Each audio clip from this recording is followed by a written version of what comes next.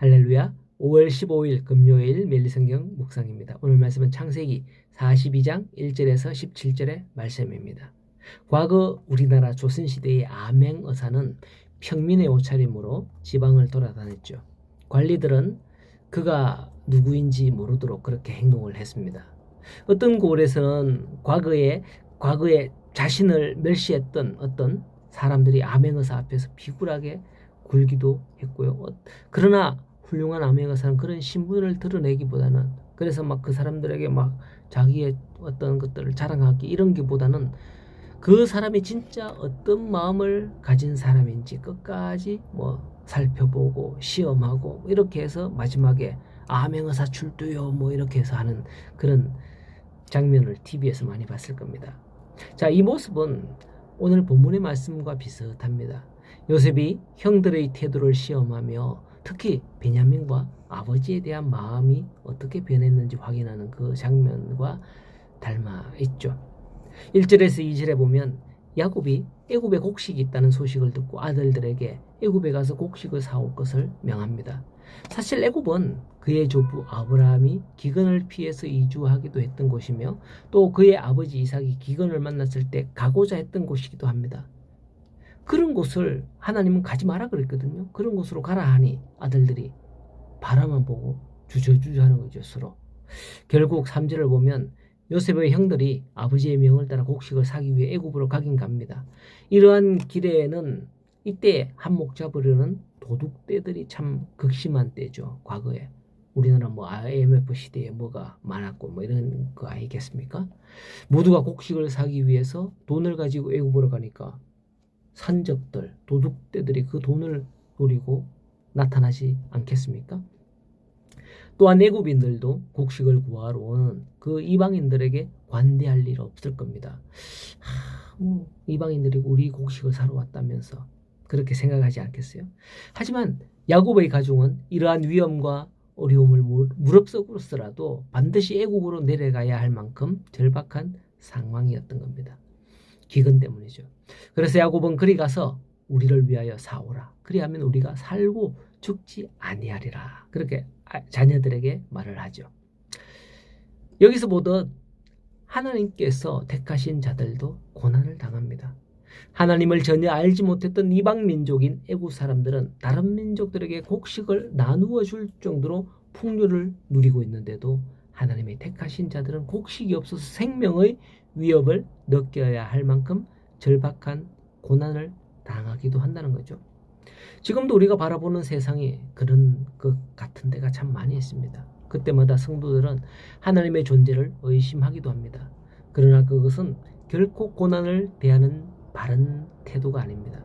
성도들은 고난을 당할 때마다 그 고난에는 반드시 하나님의 뜻이 담겨져 있음을 알아야 할 겁니다. 지금 이렇게 야곱이 그 형제들을 애굽에 보내는 이유가 뭡니까?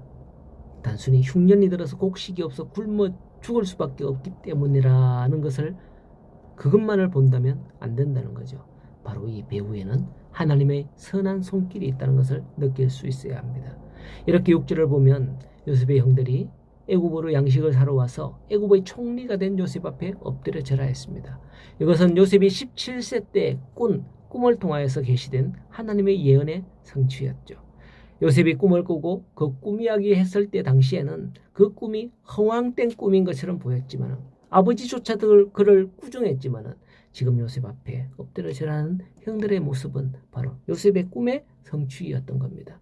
그러나 다시 요셉의 형들은 요셉을 알아보지 못했습니다. 그 이유는 형들이 당시 최강국 애굽의 총리의 얼굴을 엎드린다고 자세히 볼 수도 없었기 때문이겠지만은 형들은 후에 요셉이 이렇게 총리가 되었을리라고 전혀 생각도 못했기 때문이겠죠. 이와 마찬가지로 우리 인간도 하나님 앞에 그럽니다. 하나님을 볼 수도 없잖아요. 우리가 설사 하나님을 앞에 두고서도 모릅니다. 예수님께서 부활 후에 마리아 앞에 서 계셨지만은 마리아는 어땠습니까? 그가 동산직인 줄 알았다고 했고요. 엠마오로 내려가는 두 제자와 동행했어도 그들은 예수님을 알아보지 못하는 것이었습니다. 스스로 밝히기 전에는 우리가 알 수가 없는 거죠. 그런데도 많은 사람들은 신을 찾고 있는 겁니다. 보여달라고 그렇게 말을 하고 있습니다. 하지만 하나님이 자신을 드러내지 않는 한 우리는 볼 수도 없고 알 수도 없다라는 것을 아셔야 합니다.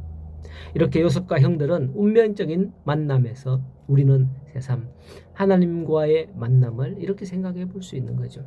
요셉은 형들을 시험하게 됩니다. 16절에 너희 중 하나를 보내어 너희 아우를 데려오게 하고 너희는 갇혀 있으라.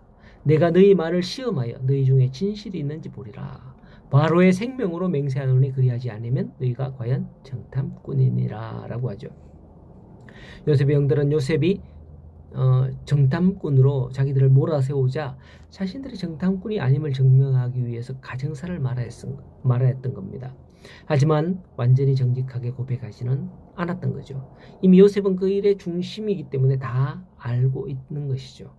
우리가 하나님 앞에서도 마찬가지입니다. 하나님은 다 아시지만은 우리를 시험하고 계십니다. 그 시험을 만날 때에 우리는 한치의 거짓도 없이 진실해야 되는 거죠. 이러한 일련의 일들을 통해서 형들은 자신들을 돌아보게 되었고 그제야 이러면서 회개하게 됩니다.